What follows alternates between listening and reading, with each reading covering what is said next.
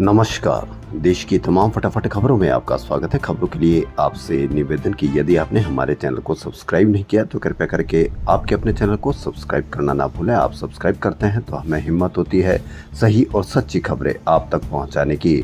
तो क्या है आज की बड़ी खबर प्रधानमंत्री नरेंद्र मोदी की। जी हाँ, प्रधानमंत्री ने कहा कि असुरक्षित जलमार्ग और साइबर क्राइम सबसे बड़ी चुनौती है। जी हाँ, प्रधानमंत्री नरेंद्र मोदी ने कहा कि मानवता की सफलता एकता में, जंग के मैदान में नहीं। सतत विकास के लिए सभी को जन कल्याण, भोजन और स्वास्थ्य मुहैया कराना होगा। संयुक्त राष्ट्र में समिट ऑफ द फ्यूचर में मोदी ने कहा कि भारत ने 25 करोड़ लोगों को गरीबी रेखा से बाहर निकाला है। ये सतत विकास का सबसे सफल मॉडल है। आतंकवाद, शांति और सुरक्षा के लिए बड़ी चुनौती है। साइबर क्राइम, असुरक्षित जलमार्ग व अंतरिक्ष में दबदबा बड़ी चुनौती के रूप में उभर रहा है। यहाँ जम्मू कश्मीर में 25 सितंबर को दूसरे चरण की 26 सीटों पर वोटिंग के लिए चुनाव प्रचार सोमवार को खत्म हो गया। यहाँ बुधवार को वोटिंग होगी। लोकसभा में नेता प्रतिपक्ष राहुल गांधी ने सोमवार को पूंछ में विपक्ष के नेता राहुल गांधी ने सोमवार को कहा कि कश्मीरियों से उनका लोकतांत्रिक अधिकार छीन लिया गया है। हम चुनाव के बाद जम्मू कश्मीर को दोबारा पूर्ण राज्य का दर्जा देने के लिए सरकार पर दबाव बनाएंगे। पूंछ जिले के सुरनकोट में रैली को संबोधित करते हुए राहुल ने कहा कि लोकसभा चुनाव में इंडिया ब्लॉक की सफलता ने पीएम मोदी का 56 इंच के सीने वाला दम्भ तोड़ दिया है। अब वे पहले जैसे नहीं रह गए। उन्होंने कहा कि इनके नफरत के बाजार के विरोध में कांग्रेस ने मोहब्बत की दुकान खोली है।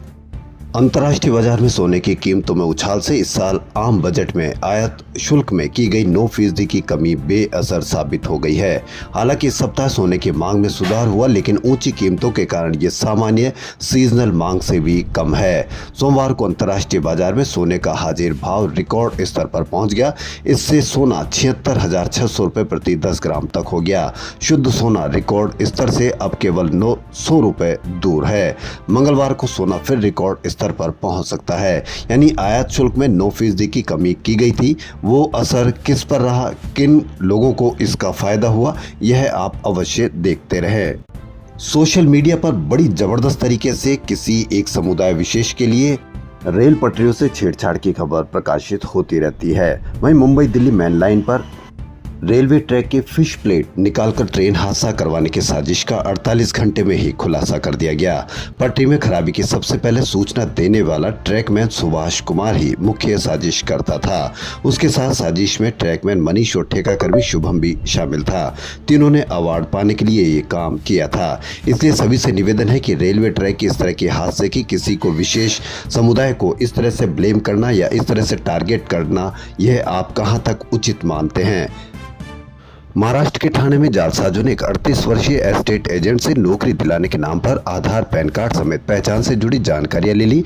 इसके बाद उसके खाते से 383 करोड़ का फर्जी लेन देन किया। बैंक से नोटिस आने पर इसका खुलासा हुआ है। इजराइल ने सोमवार को लेबनान पर घातक हमले को अंजाम दिया। एयर स्ट्राइक में 274 लोगों के मारे जाने और 1000 से ज्यादा लोगों के घायल होने के समाचार हैं। मृतकों में 21 बच्चे और 39 महिलाएं शामिल हो सकती है।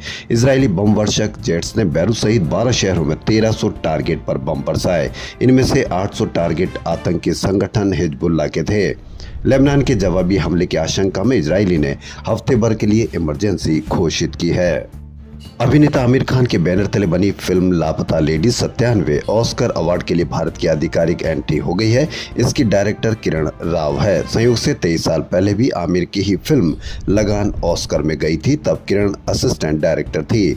सोमवार को किरण ने कहा कि लापता लेडीज का पहला प्रीमियर भोपाल में हुआ था और भास्कर का इसमें अहम सहयोग रहा। बिहार में लगातार पुलों के टूटने का सिलसिला जारी है। भागलपुर और मुंगेर में एक तरफ गंगा का जलस्तर घटने लगा, वहीं बरियापुर प्रखंड की हरिणमार पंचायत को गोगरी जमालपुर से जोड़ने वाला 20 लंबा पुल पानी के तेज बहाव में बह गया। ये पंजाब में सीएम भगवंत मान की अगुवाई वाली आम आदमी पार्टी सरकार में 2.5 साल के भीतर चौथी बार कैबिनेट में बदलाव किया गया है। राज्यपाल गुलाब चंद कटारिया ने राजभवन में शपथ ग्रहण समारोह के दौरान 5 नए मंत्रियों को पद और गोपनीयता की शपथ दिलाई। महाराष्ट्र के ठाणे जिले के बदलापुर के स्कूल में मासूम बच्चियों के यौन उत्पीड़न के आरोपी अक्षय शिंदे की सोमवार को पुलिस एनकाउंटर में मौत हो गई। इससे पहले उसने पुलिस वाहन में मौजूद सहायक पुलिस निरीक्षक की रिवॉल्वर छीनकर फायरिंग की। इसमें एक पुलिसकर्मी घायल हो गया। पुलिस ने जवाबी फायरिंग की जिसमें शिंदे घायल हो गया। अस्पताल ले जाते समय उसकी मौत हो गई। अफगानिस्तान में महिलाओं पर प्रतिबंध लगाने के बाद अब तालिबान सरकार ने पुरुषों पर भी प्रतिबंध लगा दिए हैं। नए नियमों के अनुसार तालिबानी शासित अफगानिस्तान में पुरुषों के लिए दाढ़ी रखना अनिवार्य होगा। केवल इस्लामी कानून के तहत बाल कटवाना अनिवार्य होगा। घरों से बाहर निकलते हुए पुरुषों को ड्रेस कोड का पालन करना होगा और गैर मुस्लिमों की तरह दिखने या व्यवहार करने से बचना होगा। इसके अलावा पुरुषों को जीन्स पहनने पर भी पाबंदी होगी। भारत में ग्लोबल वार्मिंग का असर तेजी से दिखने लगा है। ताजा मामला मेघालय का है। यहाँ दुनिया की 2 सबसे ज्यादा बारिश वाली जगह मौसिनराम और चेरापूंजी है। इस बार मानसून सीजन में यहाँ कोटा भी पूरा नहीं हो पाया। मेघालय के पर्यावरणविद बानिये तेलंग मजाव के अनुसार चेरापूंजी में पहली बार तापमान 33.1 डिग्री से ज्यादा है, जो औसतन 23 डिग्री से आसपास रहता था। यह मानसून के 4 महीनों में 11,000 मिलीमीटर बारिश रिकॉर्ड होती थी, जो घटकर 9,712 मिलीमीटर पर आ गई है। हर साल 27 मिलीमीटर बारिश घट रही है। वहीं मानसून की विदाई सोमवार से शुरू हो गई। यह सबसे पहले राजस्थान के अनूपगढ़, बीकानेर, जोधपुर और गुजरात के भुज व द्वारका से हुई है। इन इलाकों में 15 दिन से बारिश नहीं हुई। इस बार मानसून में देश में अब तक 880.8 मिलीमीटर बारिश हुई है, जबकि सामान्य बारिश का आंकड़ा 837.7 मिलीमीटर है।